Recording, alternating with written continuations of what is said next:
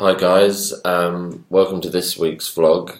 I've been busy doing fashion weeks, so we had London and then I went to Pitti, which is in Florence, and after a very quiet London it was actually quite nice to see it was busy there. I had a kind of buzz about it, and I don't think it was just the sunshine and the warm weather. Um, yeah, I mean Pitti is one of those places where you you're never going to find anything that revolutionary, but you actually see what people buy and also see really top quality craftsmanship. And there's a lot of brands you've never heard of who are actually making probably the nicest product and shoes and clothes in the menswear business. Um, what I did notice was the main kind of like big kind of huge kind of exhibition spaces, which obviously cost a lot of money, were mostly kind of domestic Italian brands. There actually wasn't many kind of international kind of British kind of focused brands, so that was quite interesting. I'm not sure why that is. And there was people that said brands like Zegna were looking back at Pitti again to see whether it was worth them going back to the trade show and showing their stuff, because I think they kind of disappeared off with their kind of couture line, which was their runway line, which they have stopped doing now. They've lost their designer, and obviously kind of maybe want to return back to their kind of grassroots of maybe supplying, smaller independent traders, that kind of thing.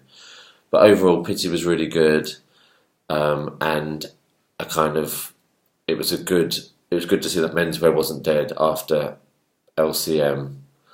I mean, London's being renamed London Fashion Week Men's, which I think consumers will understand more, and I think it's good to get consumers involved, and obviously that allows brands to kind of justify spending on a fashion week.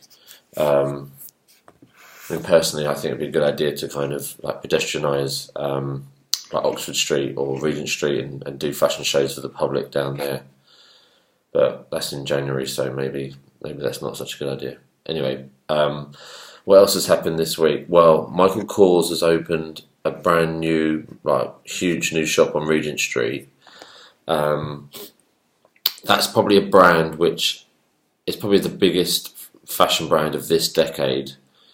They certainly got it right with pricing, so they kind of worked out how to make, well, particularly women's handbags, desirable, but at a price point that you don't necessarily have to sell your grandmother for. So I think they've just done a tie-up with Formula One team, McLaren, and they're probably they probably see menswear as their growth market, but it is a very feminine brand. But then we've got people like Stella McCartney moving into the men's market, so it's going to be interesting to see how these women's brands try and add a masculine element or try and sell product maybe direct to men or women buying for men, which is still a huge market. Yeah, and that's about it really. Now I'm off to Paris this weekend to see what's going on there, and then Berlin next week. So I'll hopefully give you an update then. All right, bye.